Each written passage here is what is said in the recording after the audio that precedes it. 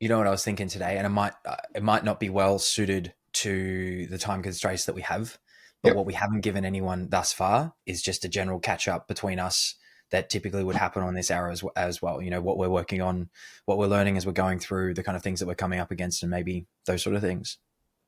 Sure, sure. I think we can talk about a bit of a state of the.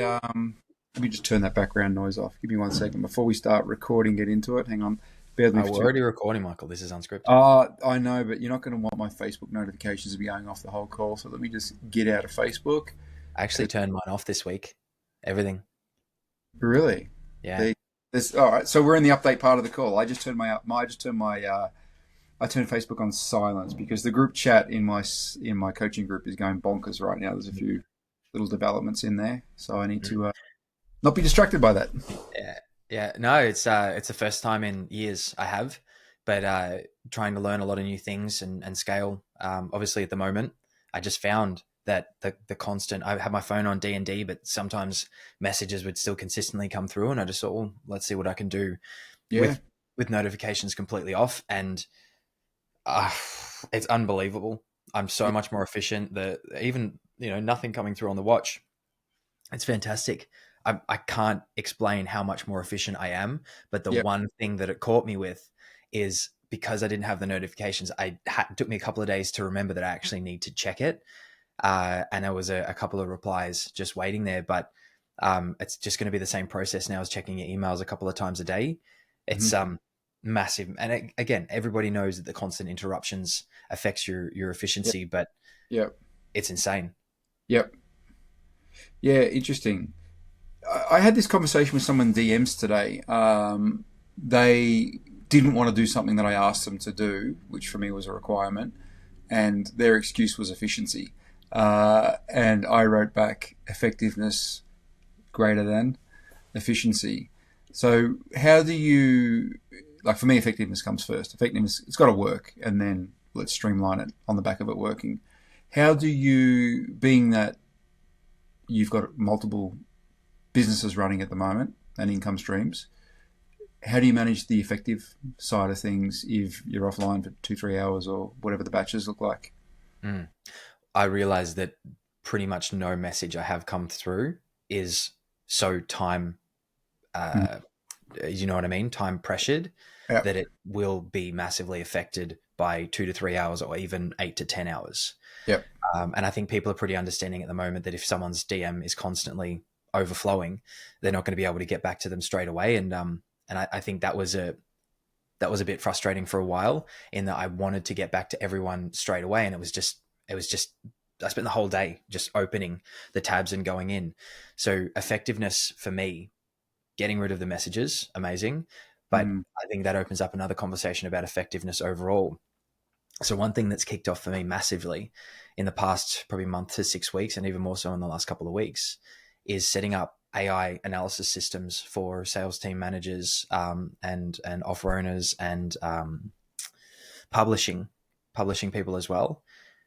Uh, it came absolutely gangbusters, particularly after the session in Byron Bay with Pat's group, Mm. and it just keeps flowing in. So right now, obviously balancing the chiller company and then balancing the courses, then obviously the content and everything like that, Mm. some Mm. one-to-ones, and then AI consulting and building that out as well. So I've Have you? realized that putting it into silos and sections. Yeah. Have you talked about the Chiller Company? I know what it is, but I don't know that you've mentioned it on this Not really. show. I don't know if you want to mention it either, but I Yeah, just heard you say the words Chiller Company a moment yeah, ago. yeah, Maybe another day or this or today. yeah. We'll probably go into detail in a different call. Mm. But essentially, what's happened is I'm working with an Australian company.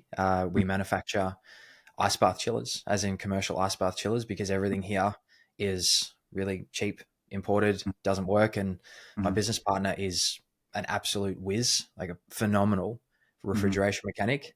Mm. So we're scaling this already and it's just going absolutely nuts. And it's funny to see all of the crossover from Yep. everything that I've learned in Yep. the compressor that is the high ticket space and Yep. then taking that into a real world business where there is no competition in content branding, providing value, being the information centered, I suppose you would say.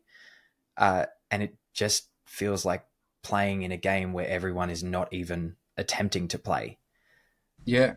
Do you want to lean into this for today's call? Because I think the viewers would find this interesting because you're a guy who's been in sales for 10 plus years, sold, corporate, face to face, remote for 5 or so years. Obviously had great success.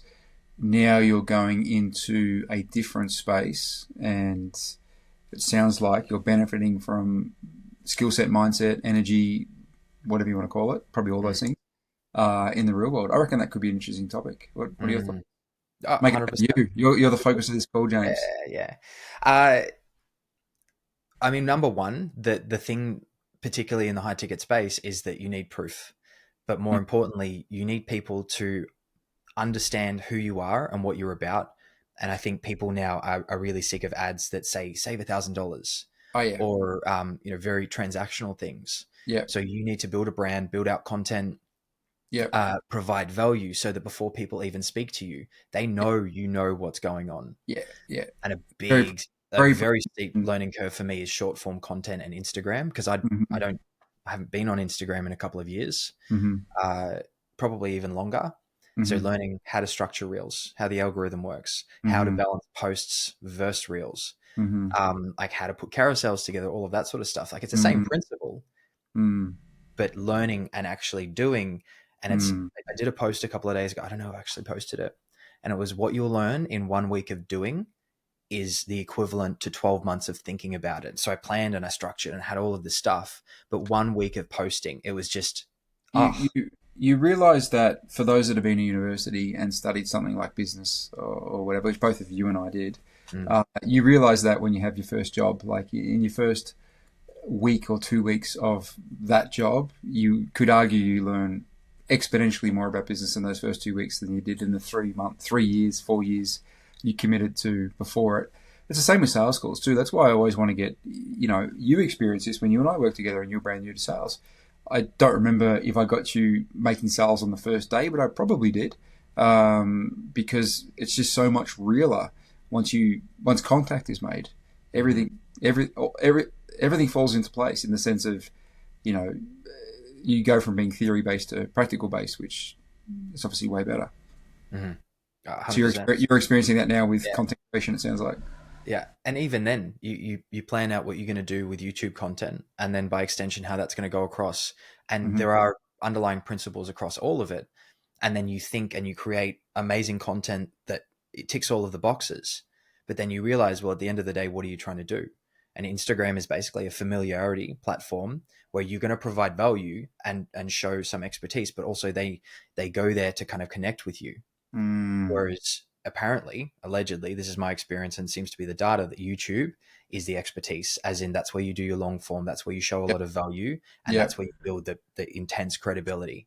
And then obviously the bottom of funnel is just landing pages and that sort of stuff, and which is pretty straightforward. So you're doing the content for the Chiller Company, are you? Correct. So we're going with a founder-led brand. So my business partner, incredibly smart guy, could not be less interested in content. So we'll do some, and we'll do some podcasts together and everything like that. But the majority of what we're doing is just going to be my content, as well as sharing as the company expands, grows, what we're working on, everything. So when you say founder-led content, is that both of you? Is that just you? Is it just him? Like, what's the play there? It will be both of us, but it'll be 90-10 because of more you. Yeah. It's my area of expertise. It's the big reason why he wanted to work with me and I wanted to work with him. So he's phenomenal at what he does. And he sees the same in me with all of this. And it's a system, it's a process. And I was listening to a video. So you're kind of Steve Jobs in this dynamic, and he's Steve Wozniak. He's the wizard in the garage or in the factory or whatever setup you've got. Whereas you're the guy that joins it all together and presents it and gets people excited and all those sorts of things. Yeah. Okay. Cool. When do we get to see this content? Is it already live? I haven't. There is some. And also social. I'm going to let it go for probably another 3 to 4 weeks. And really see what works. But even a crazy thing, we've only got 2 followers because we've only been posting for a week. Okay. Reels will get 120 to 140 impressions. Yeah. post, just a picture Yeah. gets Yeah. 2. Yeah. So the reach of how the Instagram algorithm works is insane. You've just got to lean into what actually works Mm. And you're finding out what that is? very quickly. Yep. Very, very quickly. Even your watch time. I know this, if people are heavy into video content and they've been doing this for a while, this seems just completely obvious. But even the watch time, the engagement, everything like that, you realize, oh, people like this, they don't like this. Mm. You can't fall into the vanity metrics because Mm. the kind of companies that we serve, this is not going to be something that everyone's going to watch and be like, oh my God, this is the best. I'm going to share it with my friends. Mm. But our target market sees it and they're like, where was that before I just wasted $100,000? Yeah. Yeah. Yeah. Yeah. Yeah. Cool. Cool. So I'm curious, and I bet you the viewers are too. You said at the start of this conversation that, I'm paraphrasing, but so much of what you learn in our world, you're now applying in this world, and it sounds like you're playing a different game to everybody else. Mm. Talk about that. What's happening? What's working? What's not working? What are you doing different? What has you breathing different air to everybody else? Mm. So the content and the value and that positioning, for one, we're the only company doing it. Yeah. Number 2, it's being able to speak in a language that the market understands. Mm-hmm. And what does that language look like? Like what are the fundamentals in play there? Like You're talking about symptoms, as in what they're experiencing, as opposed to how great you are. Yep. Where this, where that. That's all of it. Focus on the market or the person viewing the content and the narrative that's probably going through their head, as opposed to flexing, saying we're amazing, look at us. That's the foundation of the company. So it was built to solve all of the problems that exist in that market, and there are a whole lot of problems. Okay. And there's only really 2 other players, and one of them takes the position of we've been around for 20 years, so we're the best, and they're not. And there's another company that doesn't have any presence at all, and they're doing relatively well. But it's open season for us. But the big focus is we're actually providing what the market needs, and we're talking to them in that language and the whole journey that they're going through. So everyone else at the moment is just like, yeah, that'll work. And they're selling things that won't work. Yeah. And they get in big problems where, we don't need it. And if it's not a fit, then they won't buy from us. Yeah. So we've gone from, we fix these problems and we're really clear on what we do. And this is what an outcome looks like. And we know it's going to work and this is how we can prove it. But is it a fit to start with? What are the problems that you have? And do you feel that, like I'm sort of trying to join dots here, are your thoughts that that's a thinking or a way that served you in selling and remote selling that others are unaware of or unable to do or don't see? It's just the same as comparing a corporate salesperson to the majority of remote sales pros. Yeah. Everyone's done training. Everyone's geared up. Everyone has experience to a certain extent. Yeah. And it's a different playing field, and it's a new industry. It's growing really quickly. Yep. But it's a lot of fun. It's a lot of fun. Amazing. Are you seeing out there in the wild, in the corporate and sporting spaces that you're in, are you seeing people that see the world the way you or we do? Like they're able to frame things the way we do, communicate the way we do, ask questions the way we do, deal with friction and pushback and challenges and negativity the way we do, which comes from our training and what we've practiced so many times. Are you seeing other people like you, like cut from the same cloth out there, or are you some sort of like outlier in your movements? I can't really answer that without sounding like I have a massive ego. Mm-hmm. All I ask is the truth. And no, this is a I think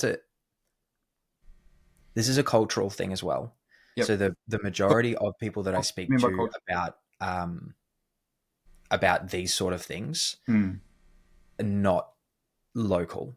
But in saying that, I actually connected 2 days ago. What do you mean by not local? What do you mean by that? Not here, not as in presence. So the majority are remote. Who, the clients you speak to, or the other side? In just people that think, talk, act the same way. Ah, right. Okay. Yep. Got it. Yeah. But a couple of days ago, via doing the AI stuff, and it was a referral, I connected to a local guy who is, you would know him, I won't mention any names, but very, very connected guy. He's actually invited me to a group of people locally to here that think very similarly and catch Mm. up every now and Mm. then, which Mm. is good. It's good to have that network, but by and large, Mm. not particularly. Yeah. Yep. Yep. So how do you use that to your advantage? I know you're not a manipulative, bad intended guy. So how do you use that to your advantage? The way Uh, you carry yourself and communicate. I think we have to preface this by saying that I'm not talking about the kind of people that I would sell to. Okay. I'm talking about the kind of people that I would interact with and gain knowledge from and Right. see and think just, oh, wow, they're a really good operator. Yeah. Yeah. So Okay. in saying that, I'm kind of insulated from that world. So I'm not really going to gain from it. The only way I gain is by operating in an environment where everyone's playing on level one. Mm. And I've never Mm. really looked beyond that. And then Mm. as soon as you go out there and you can actually talk to people and understand what's going on, what their problems are, how Mm. that shows up for them, and genuinely talk in a language that they understand, make them feel heard Yeah. and understood, Yep. that's completely separate. Yep.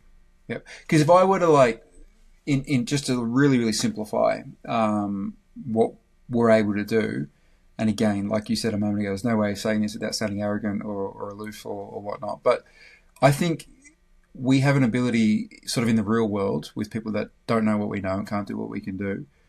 And there's a burden that comes with doing the right thing when you're able to do this. But I think we can create situations that most people can't.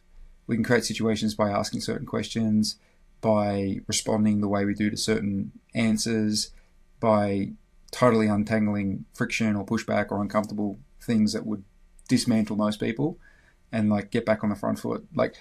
I can remember when I couldn't do this 5, 10, 15 years ago, and I have a high degree of self-awareness when I'm doing it in the real world. And it's very powerful. It's very fun as well. That's my take on it. What about yours? I agree. You can have conversations and meet people at a spot that maybe they didn't even know that they could get to. Yep. And there's just this feeling of clarity. You don't Yep. leave a conversation thinking, I don't know what just happened. Yeah.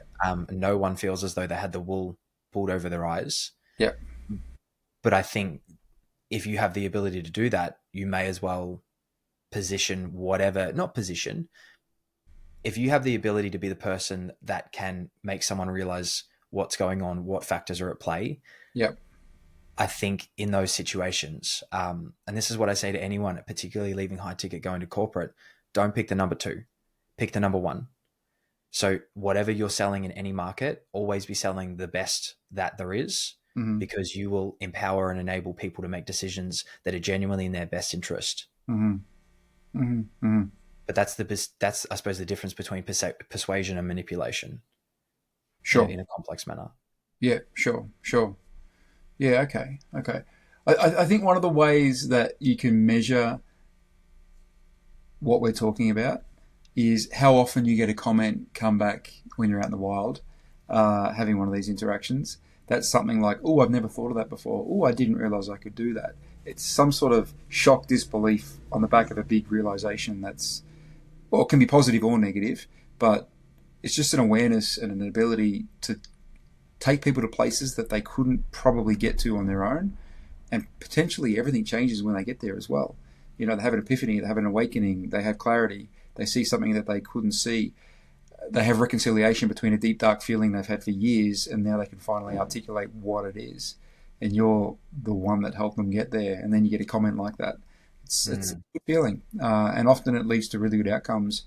Not necessarily meaning it puts money in our pockets or anything like that. Just it feels good when you help people, and it's fun.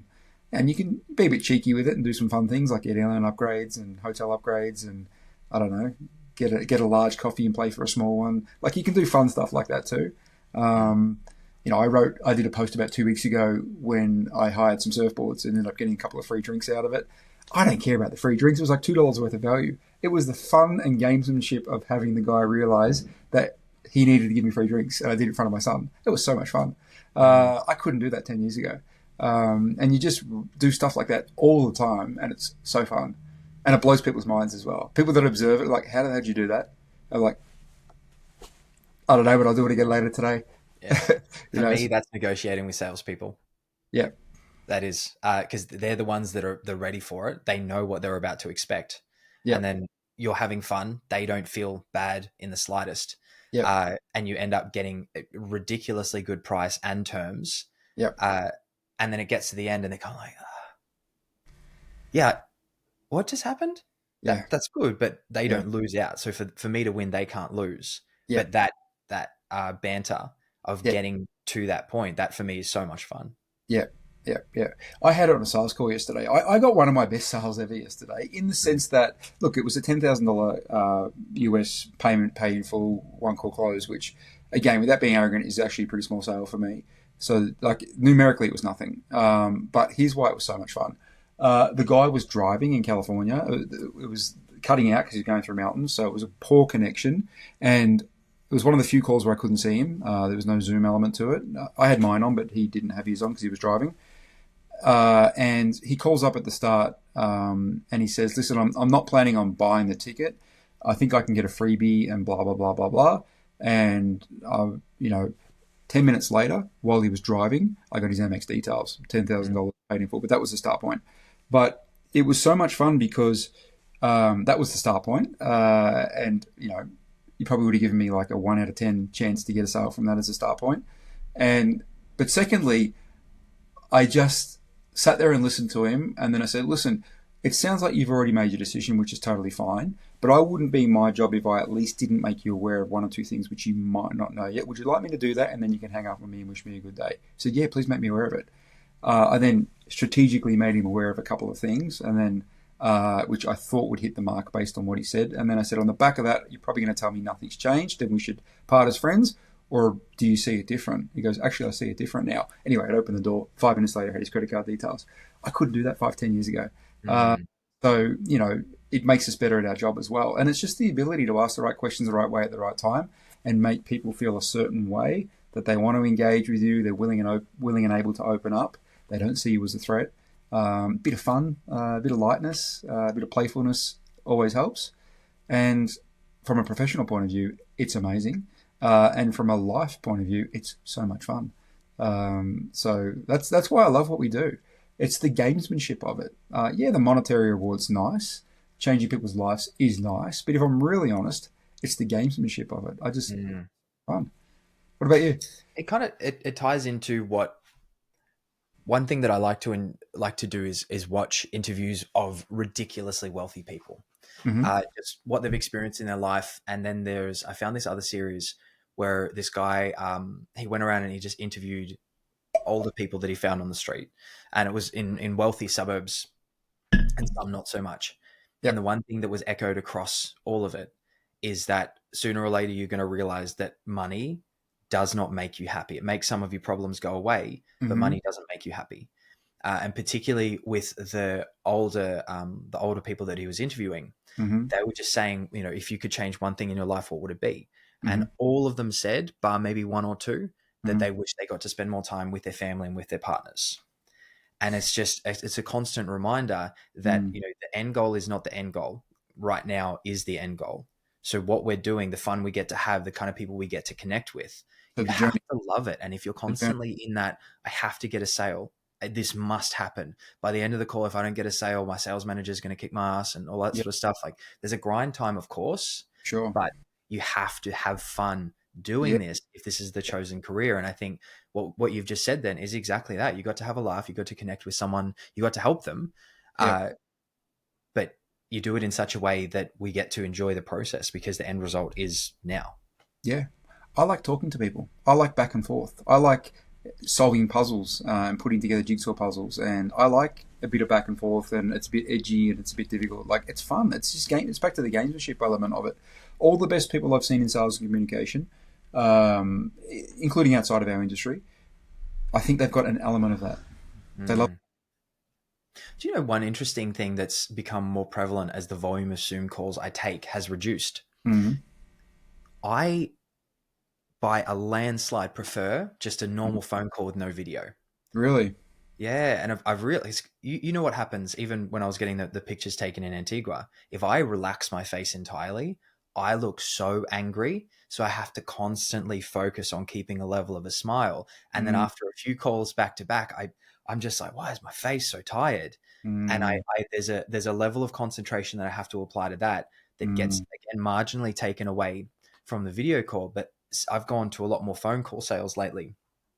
It's so much better. You can sit back in the chair. You can actively listen to what they say. And if anything, I think I'm actually better selling without video than with. There's a degree of freedom that comes from a phone call. I mean, you can be doing whatever you want. You can be walking around the house and sort of focusing on something else, which can be beneficial because it stops you from overthinking things and maybe taps a little bit more into your subconscious and real reaction rather than sort of planned scripted. So there can be a benefit to that. Like I remember when I used to work for Jack Daniels, my first ever job, first ever sales job back in 2002, 20 years ago. I got a company car with it because I was a territory manager. I used to control an area in Melbourne and all the pubs, bars and all those things. And whenever I had a difficult call to make, what for me at the time felt like a difficult call, I used to always plan to do that call when I was driving because I was less nervous and less fumbly and less self-aware when I was driving. I would never do the call just seated or parked or whatever. So there is a benefit to doing that for sure. Mm-hmm. I know that it's funny how your relationship with stimuli changes as well. Like I go through periods where I run and hike. And it used to be that I couldn't run or hike without listening to a podcast or an audiobook or, some sort of distraction and stimulation. It was impossible for me to do it without it. It was too boring. About 2 years ago, it changed to the point that I now can't do it with it. I actually enjoy the downtime and hearing my steps and totally couldn't be more 180 to what it used to be in the past. Sounds like you've had a version of that with your call. So things can change. Stimuli required can change. Best performance ingredients can change. Yeah. I like what you said about driving as well, because you're focusing on something else. You're thinking about something else. And I know on a Zoom call, so if you click the chair back one, you can't lay back like this on a Zoom call. You just look like a bit of a dick. Whereas at least if I'm on a phone call, I can just sit back and look at the painting at the window, have a look at the sky, and I can actually listen to what they're saying, and it just gives me so much more space where I don't have to worry about my face. Because just for anyone watching, when I was getting the photos done by Lola in Antigua, I'm smiling, and then those photos, the photos that we use for the thumbnail on these calls are both from that session 2 years ago. Yeah, it was in a beautiful house in Antigua in Guatemala. And then she goes, okay, now just relax your face. And I did. And she just goes behind the camera. She goes, oh, no, smile again. She wouldn't even take a picture of it. For our viewers, James and I have known each other since 2012, I believe. James was fresh out of university, had a full head of hair, had no beard. And if you had have seen us then, James was the funny, light, smiley, easy-going guy. And I was the straight-faced, I don't know, badass, as you probably would have called me. I think we flipped. I think I smile and a bit more jovial than you are now. You've got. You didn't smile much then. No, I didn't. I didn't. Only a little bit. Complete flip, and you didn't stop smiling back then. Yeah. You were literally the complete opposite. I think we've done a flip. Back to what I said earlier. Things can change. We're at different stages of our life. We've tapped into different versions of ourselves. Life has 13 years ago. Yeah, we've covered a lot of territory in today's call. Yeah, we have. Yeah, true unscripted. Yeah, no, I like this format. I do. We cover some things, like obviously we'll cover some more topics in future ones, but we have covered. And I quasi interviewed you then. I quasi did a discovery on you then. Yeah, are you happy with the outcome? Do you feel as though I felt heard and understood? Well, I can give you my impression, but the most important thing is, how do you feel, James? I just watched you just switch it on. You thought, am I going to give him the proper answer, or am I going to give him what he needs to get?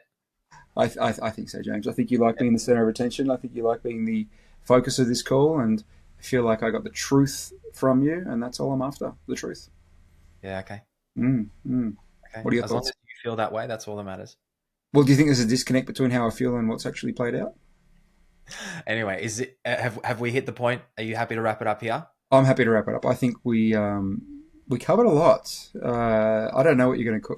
James makes the names for these calls, by the way. I don't know what you're going to name this one because we covered about 15 different things.